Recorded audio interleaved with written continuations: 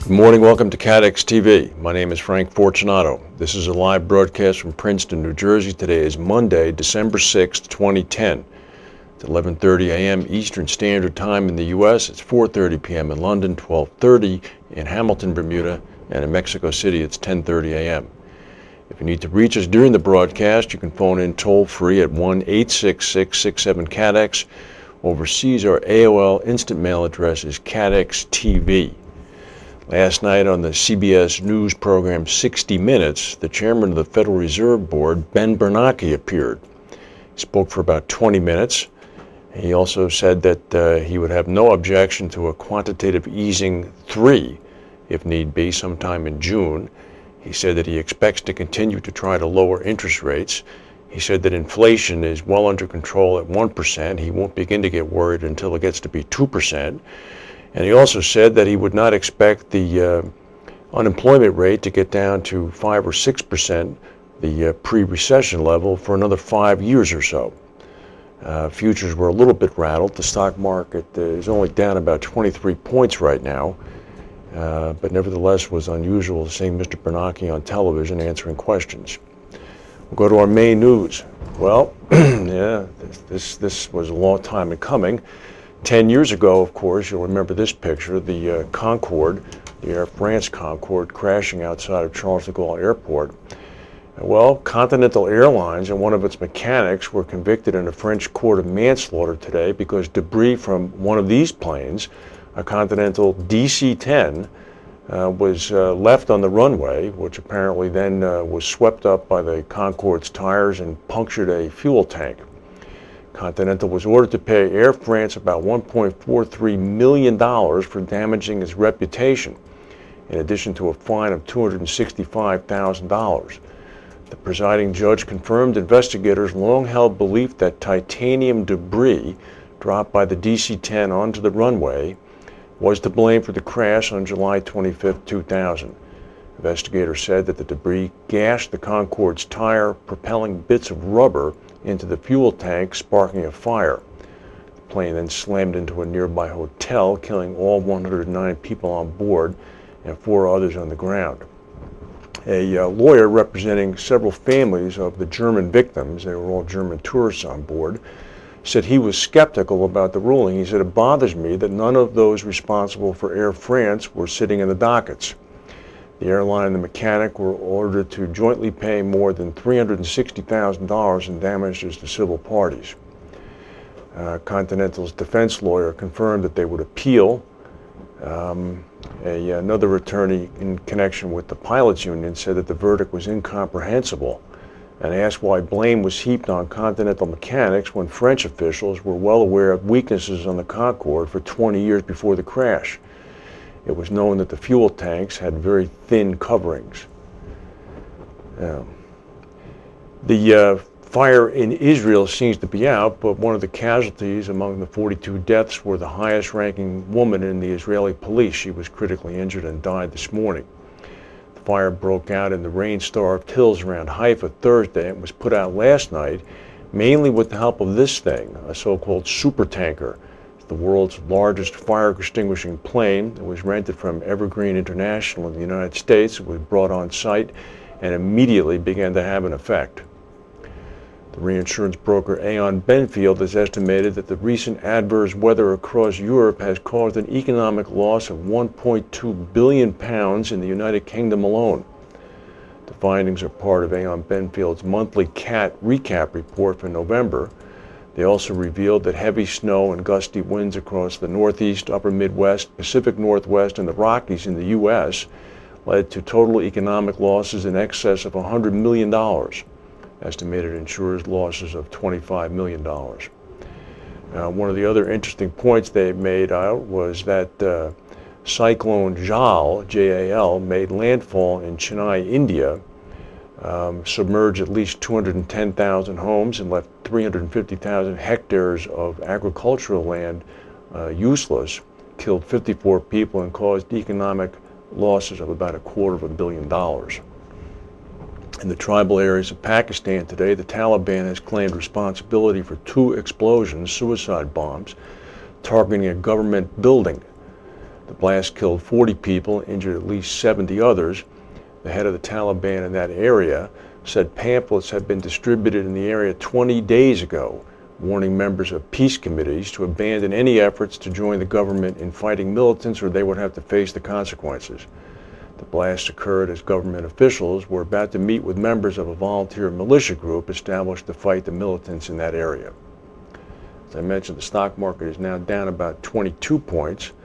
The Supreme Court has just announced that they have agreed to hear a Walmart bias case, employment discrimination. This is sort of interesting news, actually, a gender discrimination case. We'll go to a word from our sponsors and come back with the rest of the news.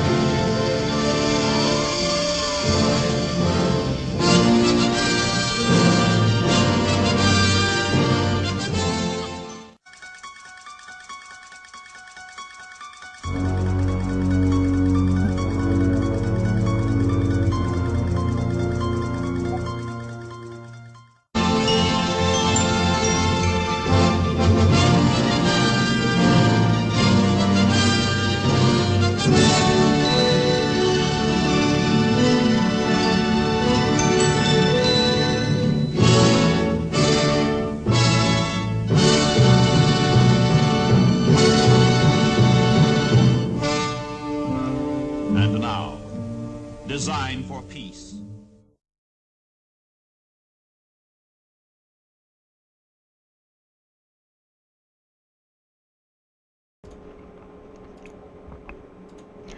Today's Insurance Day had an interesting article. Google, Facebook, and other online heavyweights pose a greater threat to traditional insurance sales than comparison websites.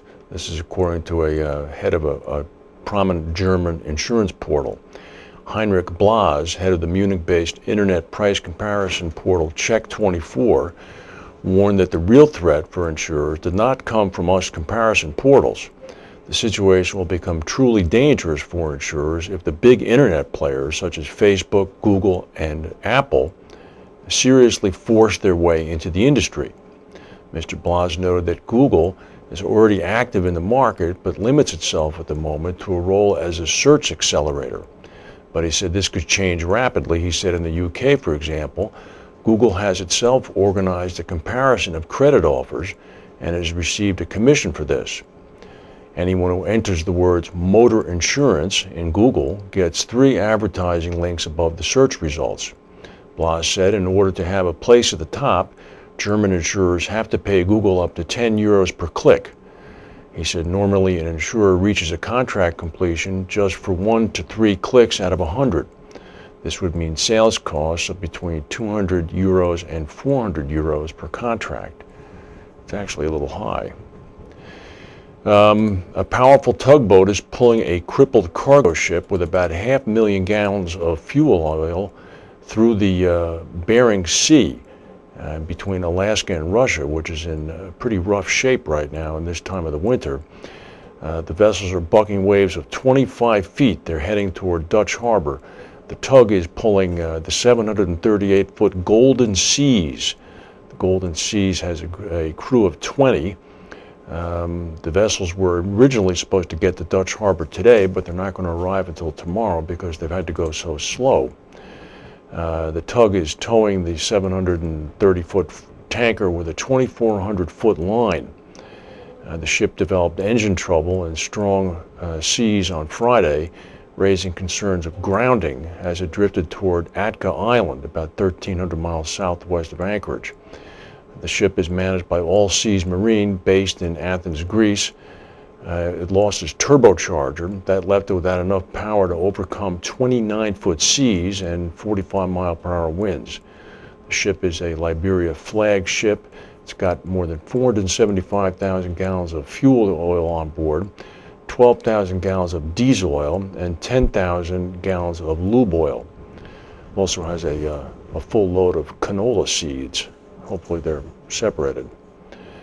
AM Best has an interesting article today. Favorable results for Bermudian non-life reinsurers, they say, are concealing deteriorating fundamentals. This in a market cycle that is yet to bottom out. In its latest report on the 18 publicly traded insurers and reinsurers on island, Best said that the first 9 months of this year had seen the Bermuda market report a 93.5% combined ratio. However, the ratings agency said that the real story behind the financials was revealed by adding back the 7 percentage points of favorable loss reserve deployment.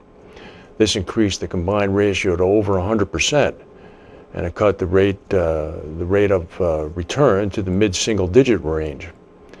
AM Best said that the sector's favorable loss reserve releases this year were now trending higher compared with the previous year, when they totaled about $3.1 billion. However, Best said that it had noticed a hint of change in the second and third quarters of this year as some companies began to show adverse quarterly loss reserve development. They say that most trends start as a trickle. Could this be an emerging trend that picks up substantial momentum by this time next year? Could adverse loss reserve development be the catalyst to harden the market? The industry may have reason to hope, they said. And 3 Russian navigation satellites have crashed in the Pacific Ocean, according to Russian media reports. The RIA Novosti news agency said that the satellites launched from the Baikonur Center in Kazakhstan were apparently lost somewhere near the U.S. Hawaiian Islands. Apparently, a spokesman for the agency confirmed media reports that the satellites had deviated from their planned route because of an improper upload of software. The spokesperson said it was an unplanned situation. Satellites were the last of a group of satellites at the heart of Russia's GLONASS system, which is its answer to the U.S. GPS system. Analysts said the failed launch will be a setback to the project, which Moscow hopes will trump Europe's fledgling Galileo system and challenge the dominance of the U.S.'s widely used GPS system.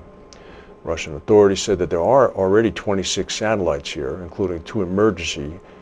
They're in orbit already. This allows complete coverage of Russian Federation territory. The country has spent $2 billion in the last 10 years on the project, and the system is expected to be fully operational by the end of next January. That's in 1 month. I don't know if they're still going to be able to meet that timetable or not. If there's any breaking news, we'll come back and tell you. In the meantime, thank you for watching, and we'll see you tomorrow.